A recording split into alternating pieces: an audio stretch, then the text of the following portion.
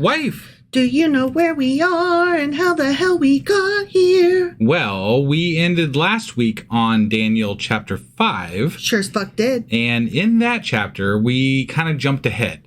Mm-hmm. We went a bit ahead, like 60 years, 65, I don't know. We went ahead a little ways in history. We did. And there was a King Belshazzar that was having a banquet and partying it up. And then out of nowhere, he saw the writing on the wall. He did. He saw the writing on the wall. But he couldn't read the writing on the wall. He did not read the writing on the wall. Yeah, because his hand just like appeared and started writing on the fucking wall. I wish that everybody could see video. Yeah, right. You just lifted your hand. I started writing on the imaginary wall. Yeah, you showed the microphone. Yeah. What's happening. So anyway, he was like, I don't know what that says. And so he was like, hey, who knows what that says? And no one knew what it said. And then Daniel knew what it said. Mm-hmm. And so Daniel read it and he said, hey, you're going to die. And he said, you've been measured. Well, yeah. You've been found wanting. Right. And so I'm going to divide your kingdom. Right. And then he died. And Belshazzar died. Well, yeah, because like that night. That was the end of Babylon. Right. And right. that was that. Yep. So he went to bed and Babylon was done. Right. And so that was what happened. Yep. And that leaves us to, well, we're starting this one a little late in the week here, and we apologize. It's been a crazy weekend and into the new week, and we had a long Patreon episode that's turned into 2 episodes that we still haven't finished up. And you are still adjusting to your new work schedule. And I'm still adjusting to my new work schedule, so I do apologize for the delays. But here we are on Tuesday, and we're getting out Daniel chapter 6. All right, let's do this. Okie dokie.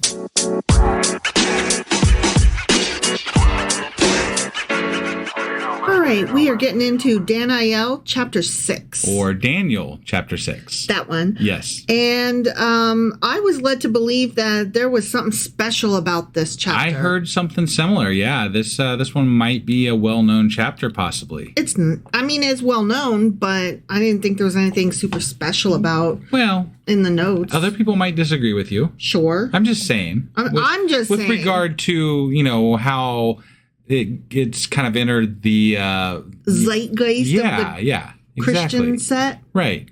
All right. And I know a few things, which I'll say as we're getting to certain points, probably. I'm guessing. Daniel and the lions, like that. Right. That's what we're getting into. We've talked about it before, how there's been some preachers and pastors or whatever that have tried this out. Yeah, but I know why they didn't get it right. But when we get there, I'll let you know. Sure. All right. So let's read this shit. Yeah, let's do it. All right. It pleased Darius to appoint 120 satraps to rule throughout the kingdom, with 3 administrators over them, one of whom was Daniel. Okay, already. What the fuck? What's a Darius? Right? Yeah, right. Okay, so I have some notes about that dude. Okay. Darius the Mede is mentioned in the book of Daniel as king of Babylon between Belshazzar and Cyrus the Great. But he is not known to secular history, and there is no space in the historical timeline between these 2 verified kings. Most scholars view this Darius, because there is a different Darius mentioned somewhere else. Okay. This Darius as a literary fiction, which tracks. Yeah, with the whole book of Daniel, really. But some have tried to harmonize the book of Daniel with history by identifying him with various known figures. Okay. So maybe it's another name for Cyrus. Doubt it. Yeah. Okay. Right. Maybe it's Cambyses, son of Cyrus, who served under his father as a ruler of Babylon and later inherited the throne of the entire empire. Sounds also unlikely. Yeah, right. Cyaxares, the 3rd king of the Medes. Okay. Gobryas, the general who was first to enter Babylon when it fell to the Persians in 539 BCE. Okay. And I'm like, what? Because they both start with G? Right. But Darius doesn't start with a G. Right. So what the fuck? Well, we're talking about different languages, too, that these things would have been translated through, so. And then the last suggestion is Gubaru, which is... I love the name. It sounds like Goku, right? Well, yeah. I was thinking more like Goober, but, yeah. I was just like... I think I'd have to call him Goober. Like, what's up, Goober? You know? That would be rude. Well, yeah. Yeah, I mean, I guess. Don't make fun of somebody's name just because it's in a different language. What? No, I'm not. He killed a bunch of people to take the throne, hypothetically, if this is what's happening, right? Well... So I think you can get away with calling him Goober. All right. I'm just, But Gooberoo is an ancient official or an honorific title whom Cyrus appointed as ruler over Babylon immediately after its capture. Gooberoo had the power to make appointments, to assemble an army, to levy taxes, and to possess palaces. Gooberoo was, in a very real sense, the actual king over Babylon. I see. So that is what a lot of people suspect. It's a Gooberoo. Again, sounds very unlikely. Darius is a Gooberoo. It sounds like they didn't really... They're just trying to make connections. They just stuck the Mede in there. Right. They're like, we need a Mede. Darius, you'll do. Yeah. But apparently, whatever this section is, it's coming after the end of Babylon. So this is still an older Daniel that we're talking about. Right. I probably should have started with this note. Actually, I did forget another note, which is, let us not forget, the book can be divided into 2 parts. We are currently in the first part, which is chapters 1 through 6, which was mostly written in Aramaic, and they are 6 court tales. So this is the last one. Right. The second part, which we'll start tomorrow, is 4 apocalyptic visions, and those are mostly written in Hebrew. Okay, so that's the first note I forgot to say. Right. The other note that I probably should have started this chapter with, Daniel is now 80 years old. Okay. And he's been serving in the government of Babylon for over 60 years. He actually saw the kingdom of Babylon fall. Right. Remember, he was there. And then he went on to serve in the Medo-Persian Empire. It's interesting to me that they're still referring to it as Babylon, even though it was conquered by the Medo-Persians, right? I find it funny that they're referring to the Medo-Persians because the Medes got eaten up by the Persians and it just became the Persian Empire. Sure. So that's interesting to me. But it must reflect the time that we're in when they're discussing this too, right? Well, yeah. I'm assuming. It's interesting, like you said, that they're still referring to it as Babylon. But I don't know, because these stories were written later, I don't know what they would have referred to it as. It would be, I think there'd be a whole probably historic or history lesson that we could do based on how this all transpired in real history, right? Yeah. And that could be an interesting topic at some point. At some point. But yeah, whatever. We're here, they're calling them this, and that's what they're calling them. So it's Babylon. It's Babylon. But somebody else is ruling it now. Yes. But it's still Babylon. Right. Okay. So anyway, it pleased Darius to a point. He was like, I need a bunch of rulers throughout my kingdom of Babylon that I own now. Right. And I'm going to set 3 administrators over all those guys. And one of those is going to be Daniel. Got it. Okay. Yeah. The satraps were made accountable to them. So all of the officials throughout the land had to answer to these 3. Sure. So that the king might not suffer loss. Now, Daniel so distinguished himself among the administrators and the satraps by his exceptional qualities that the king planned to set him over the whole kingdom. So he was going to be the chief of the 3. Got it. Okay. Yeah. At this, the administrators and satraps tried to find grounds for charges against Daniel and his conduct of government affairs. As politicians do, right? Right, but they were unable to do so. Got it. Which, it reminds me, like, you have kind of a Daniel situation happening at your work. Yeah, maybe, sort of. Where you're doing really, really good at your job, your new job, and there's a couple guys that don't like that. Right. And so they're trying to cause problems for you. Yeah. And you're like, excuse you. Yeah, no, I'm handling that situation just fine. Oh, no, I know. I was just like, interesting. You're Daniel. You're totally Daniel. Right. Sure. Because your shit don't stink. I mean, it does, actually. My shit does stink. But everybody's shit stinks. So in regard to how you're doing at work. I got you. So, yeah. Anyways, they could find no corruption in Daniel because he was trustworthy and neither corrupt nor negligent. Got it. Finally, these crappy dudes, these men said, we will never find any basis for charges against this man Daniel, unless it has something to do with the law of his God. They're like, we're going to get sneaky here. What can we do? What can we do? Right. Use his religion against him. How can we? How can we? How can we? So these administrators and satraps went as a group to the king. And mind you, the king is fond of Daniel because he recognizes Daniel's awesomeness. Sure. Okay. Yeah. That's why he put him in charge. But also he had heard how awesome he was because he read the writing on the wall and he did all these things. Exactly. Right? Yeah. Exactly. So anyway, these guys went as a group to the king and said, "May King Darius live forever. The royal administrators, prefects, satraps, advisors, and governors have all agreed, meaning including Daniel, that the king should issue an edict and enforce the decree that anyone who prays to any god or human being during the next 30 days, except to you, your majesty, should be thrown into the lion's den." So what they're saying is, if you're going to do a prayer, you should do it through the king for the next 30 days. Got it. Because, the king is as God. Show your loyalty, et cetera, et cetera, et cetera. They're playing to his ego, essentially. They're playing to his ego, and they're also playing to Daniel's faultless prayer life. They know he will not do this thing. So. Exactly. And they're like, and he totally signed off on it because we all did. Yeah. Now, your majesty, issue the decree and put it in writing so that it cannot be altered in accordance with the law of the Medes and Persians, which cannot be repealed. So here's the thing.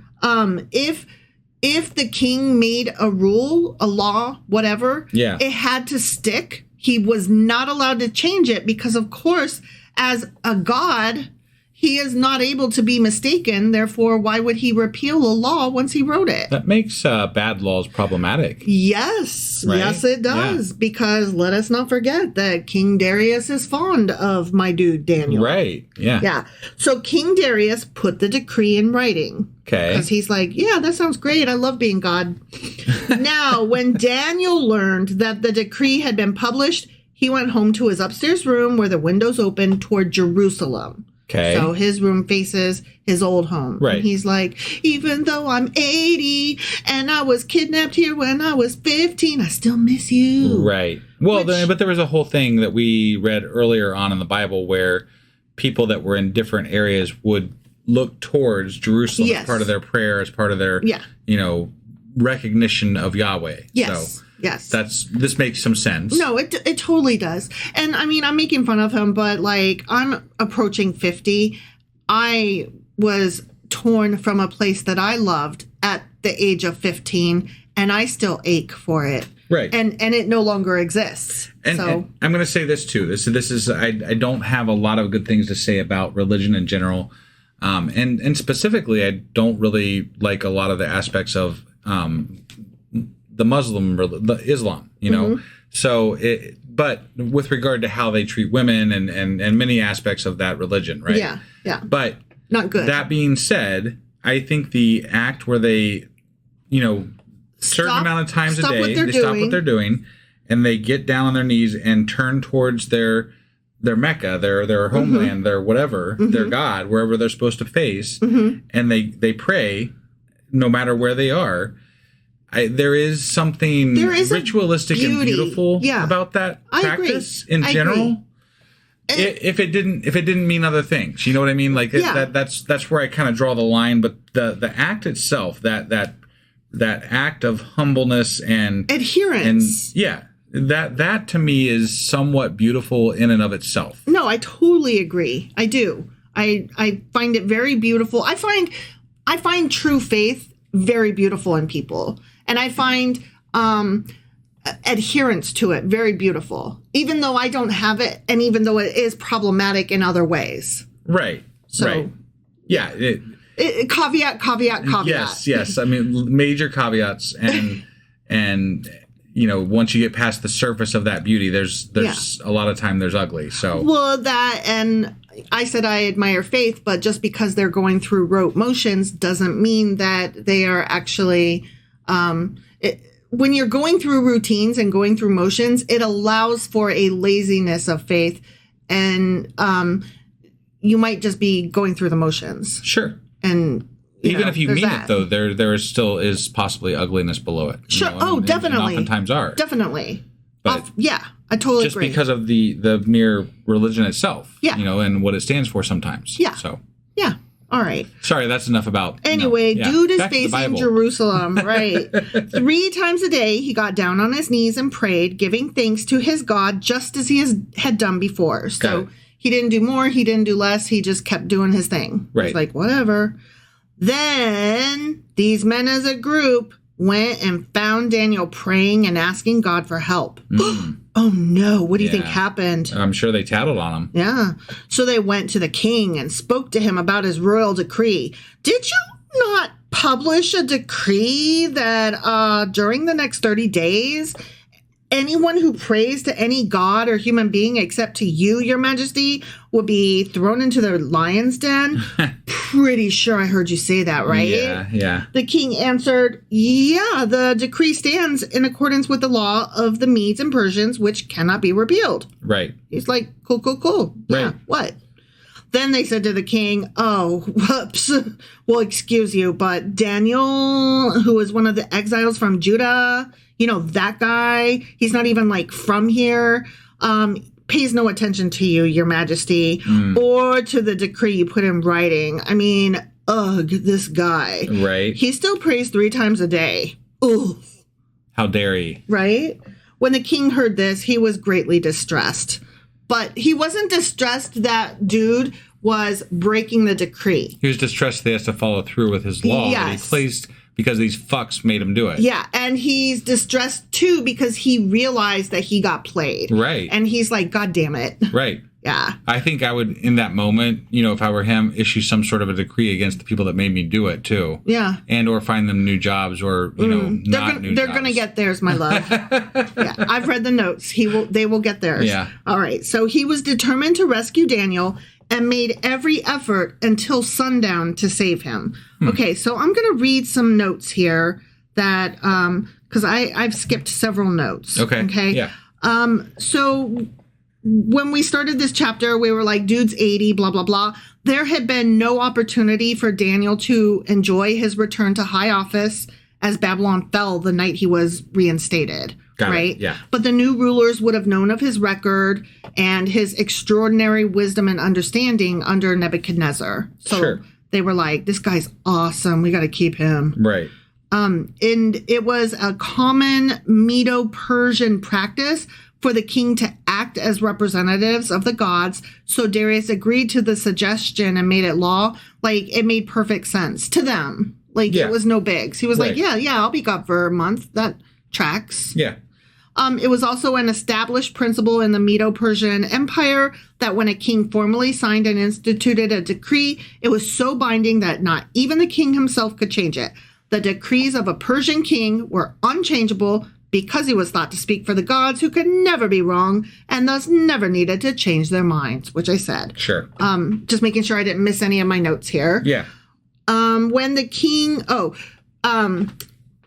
verse 14 read, when the king heard this, he was greatly distressed. He was determined to rescue Daniel and made every effort until sundown to save him. Yeah. And that's where I stopped, right? Right. This means that Darius worked as long as he could to try to save him, because according to ancient Eastern custom, the execution was carried out on the evening of the day that the accusation was made and found valid.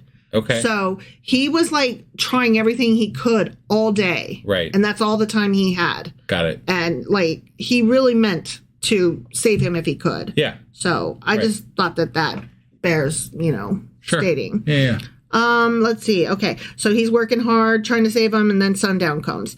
Then the men went as a group to King Darius and said to him, remember, your majesty, that according to the law of the Medes and the Persians, no decree or edict that the king issues can be changed.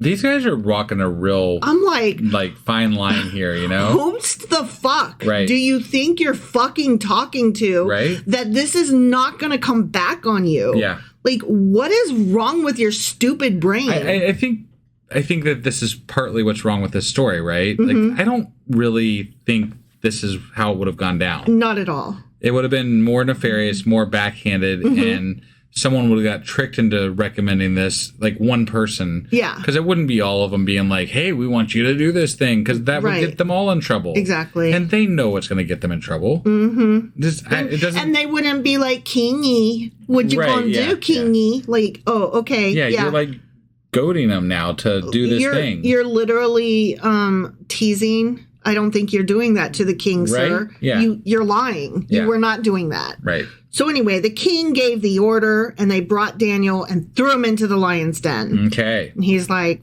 fuck me. I guess I got to put this guy down, and this sucks.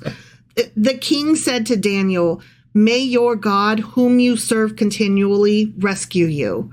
Yeah. So he's like, I've done everything I can. It's up to your God now. It's all on your God, and I'm really sorry. Right. I mean, like, and I believe that you believe, you know? Sure. He's like, I really hope this works out for you. Yeah, right. So a stone was brought and placed over the mouth of the den, and the king sealed it with his own signet ring and with the rings of his nobles, those fucks, so that Daniel's situation might not be changed. Okay. Then the king returned to his palace and spent the night without eating and without any entertainment being brought to him. He was so upset. Yeah. He couldn't sleep. Right. At the first light of dawn, the king got up and hurried to the lion's den. Like, what did you expect to find? Like, why did you go there? Like, I mean, I'm assuming that there is a certain amount of time that you're to leave these people in the den, and he's taking the first opportunity to open it up just in case. Just in case. Because he likes Daniel, apparently, right? I'm just like, by all rights, you should be expecting a bloody goddamn mess. And I'm sure he is, but also on the hope, he's got a small sliver of hope that he's like, maybe he survived, you know? Well, when he came near the den, he called to Daniel in an anguished voice, Daniel, servant of the living God, has your God, whom you serve continually, been able to rescue you from the lions? Oh my gosh, he's so desperate. It's almost cute, right? He's like, are you okay, bud? It strikes me, though, also, I just have to say this before we go a little bit any further, but they sealed him into this lion den, right? Mm-hmm. No one was able to see what happened. Right. Like, there could have been like a little, I don't know, ledge that he was able to get up on that he just hid there the whole fucking night. You know? We don't know. Right. Or it didn't happen in the first place. Well, yeah, no, I'm just you were saying, like playing along in canon. Yeah, if we're playing along, that's but there's so much, you know, there's so much attributed to this story, right? Like this story is so popular. Yeah. And my first thoughts as I'm thinking about this are like, what if he just found a great hiding spot? Yeah. You know, like this isn't as spectacular as it sounds, even if you allow for the fact that it happened. You know what the king didn't do that he could have done? What's that? He could have thrown a whole bunch of fucking animals down there to satiate the lions overnight. He could have. And he didn't. He didn't. But maybe he did. Right? Right. So maybe he threw a whole bunch of meat down to satiate them. There's no way to know, since this was written 400 years after the fact, and also it probably didn't happen. Exactly. But guess what? Daniel answered, may the king live forever. Oh my gosh. Wow. I'm so excited. Guess what? I'm alive. I'm so shocked. My God sent his angel, and he shut the mouths of the lions. They've not hurt me, because I was found innocent in his sight. Nor have I ever done any wrong before you, your majesty. So he was found not wanting in God's eyes. Right. And also he had not been offensive to the king. Well, it depends on how you take that. The king did, in fact, issue a decree saying that the people are not to do this thing that he did. But it wasn't like a personal affront. Right. You know what I mean? No, I agree. He did not insult the king, and the king was not insulted by him practicing his faith. Okay, the king was not insulted, but the king could have chose to be insulted. He could have. But the thing is Daniel knew the guy, and he's like, you know that I was not here trying to be an asshole at you. I'm just doing my thing. No, I get it. That's what he's saying. Like, I'm basically innocent. I'm a good guy. Sure. So God spared me. Yeah. The king was overjoyed, yay, and gave orders to lift Daniel out of the den. And when Daniel was lifted from the den, no wound was found on him because he had trusted in his God. But that's not the whole story. Okay. Yeah. At the king's command, the men who had falsely accused Daniel were brought in and thrown into the lion's den, which serves them right. But I don't care for this next bit. I'm sure they all died. Along with their wives and children. Holy shit. Right? Jesus Christ. They fucked around and then their wives and children found out. That's fucked up. That's fucked up a lot. And, okay. Oh, right. So God was willing to spare Daniel, but then was okay with slaughtering entire families. And we're just supposed to be okay with that because it's not ours to know. Right. You don't question God. Why did those kids have to die? I don't know. Not only was God okay with this, but Daniel apparently is okay with this too, right? Because he's in good with this guy Darius or whatever. Darius is fine with it. So Daniel's like, yeah, slaughter their entire families. It's cool, whatever. Yeah, I don't give a fuck about kids. Right? I don't have any. Why do I care? I'll still serve you. It's all good. Yeah. Fuck kids. I got no problem with this. Ankle biters are garbage. Do what you got to do. Yeah. This is fucked up. Yeah, no, I totally agree. And before they reached the floor of the den, the lions overpowered them. I hate it when I overpowder things. The lions overpowered them and crushed all their bones. Jesus. I mean, this is grotesque. Yeah. Like, not okay, you know? No. Then King Darius wrote to all the nations and peoples of every language in all the earth. This strikes me very similar to Nebuchadnezzar's letter. Yes. You know, like, I believe now, and I have to tell everybody about it. Well, and the way this is phrased, those words specifically, that is so over the top. Yeah. Right? Because as we're reading it today, we know he didn't write every nation on the earth and every, that just did not happen. In every language in all the earth. Right. Fuck off.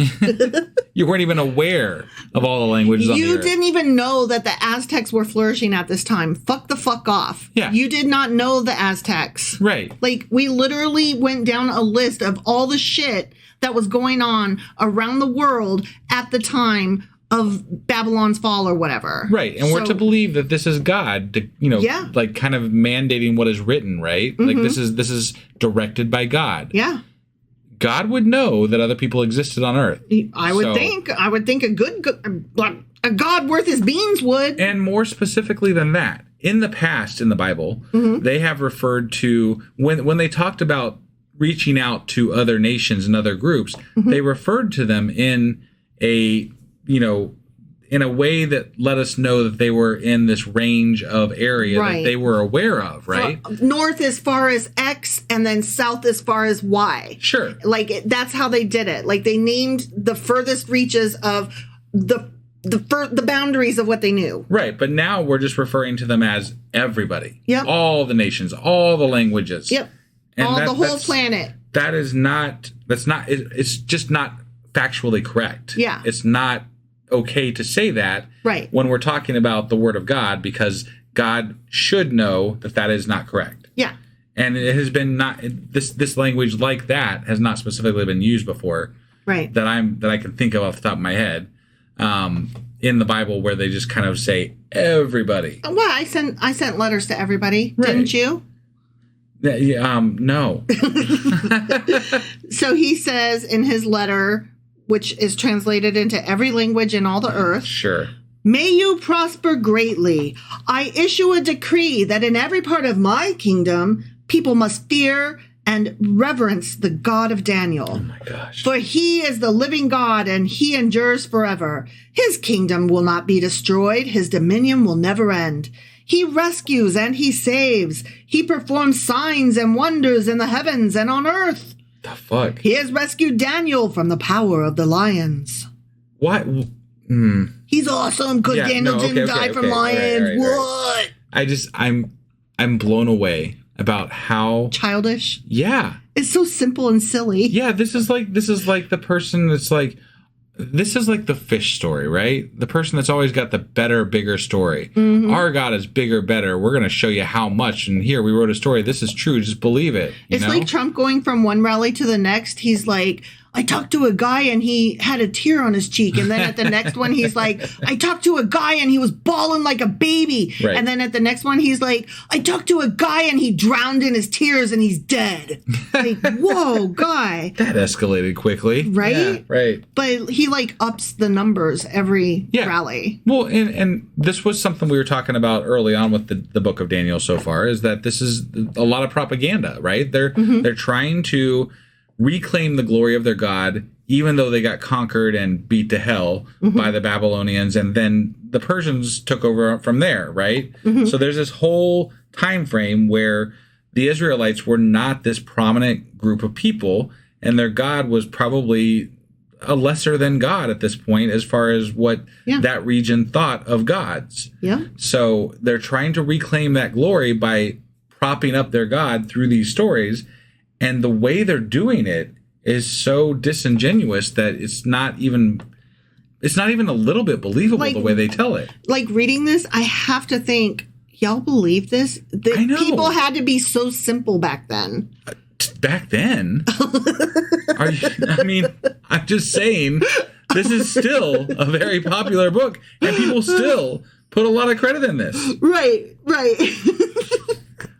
You forget that this is still relevant. I know. I hate it. I don't understand why. I can't fathom how this is believable, but it is to people. I cannot. I don't know. All right, I got one sentence left. I got it. I'm sorry.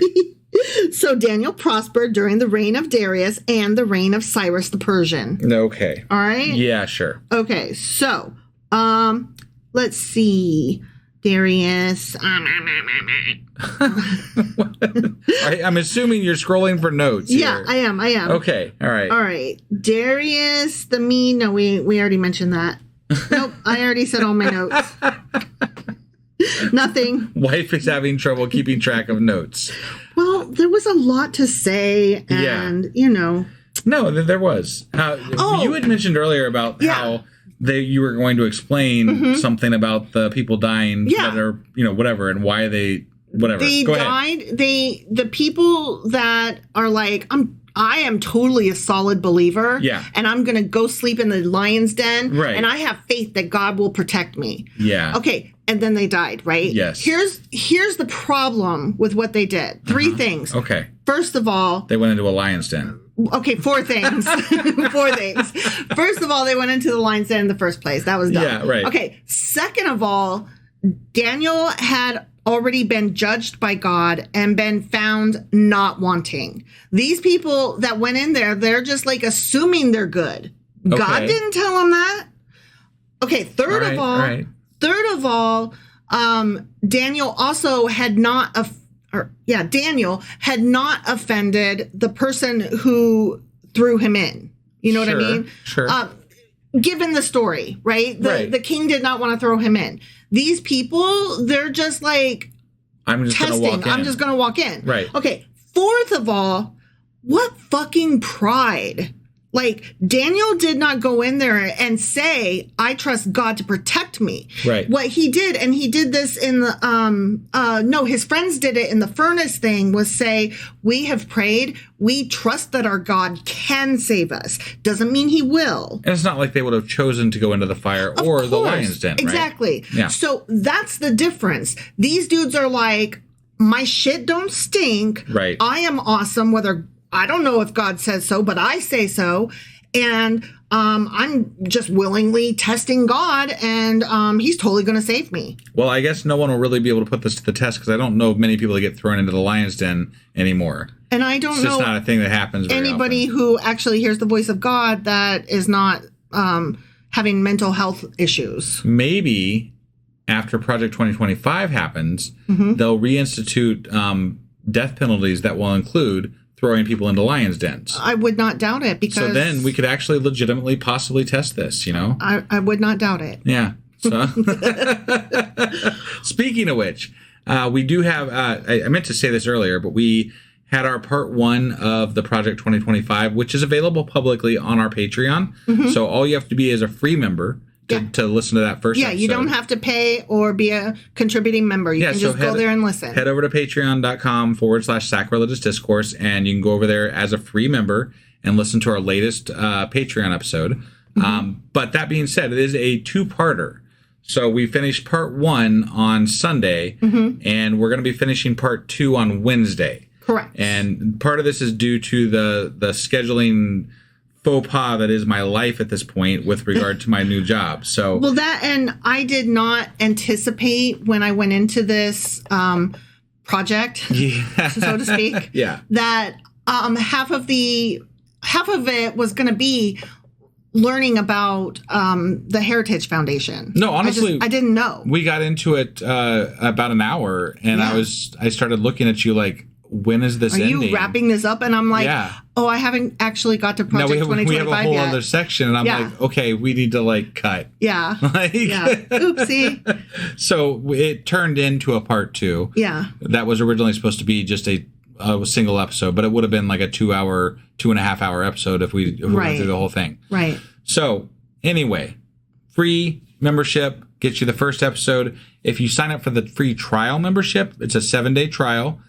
We will be getting the new episode for the second episode out by Wednesday. So if you sign up for that free trial membership, you can always cancel, but you'll get the second episode as part of that free trial membership as well. You can go back and listen to some of our old ones that are on there as well while you're there. Yeah. And we'd love for you to stick around. Obviously, we do need the help to make this podcast more than what it is right now. And so that I don't have to spend all my time working elsewhere, I could concentrate on the podcast. If we were making more off of it, that would be amazing. That would be really cool, actually. So go do that, Yeah. Again, patreon.com/sacrilegious discourse.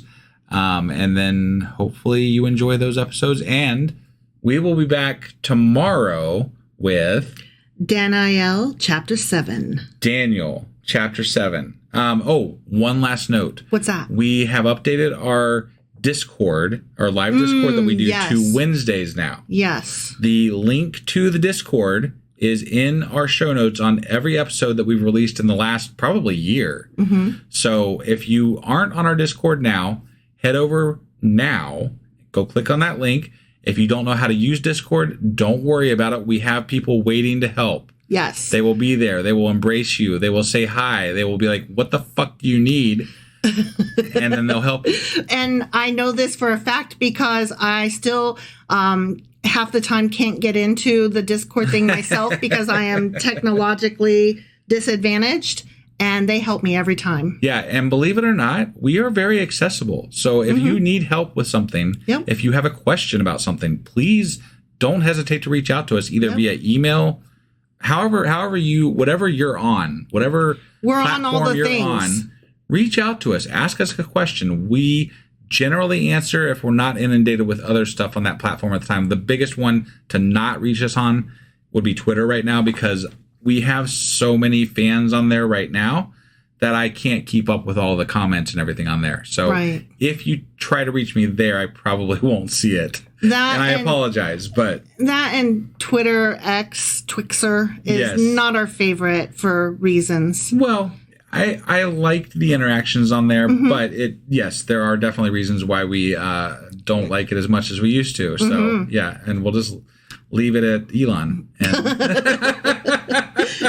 Oh, you. Yeah. All right. Anyway, tomorrow, Daniel chapter 7. We will see you then. And for now, bye. Bye.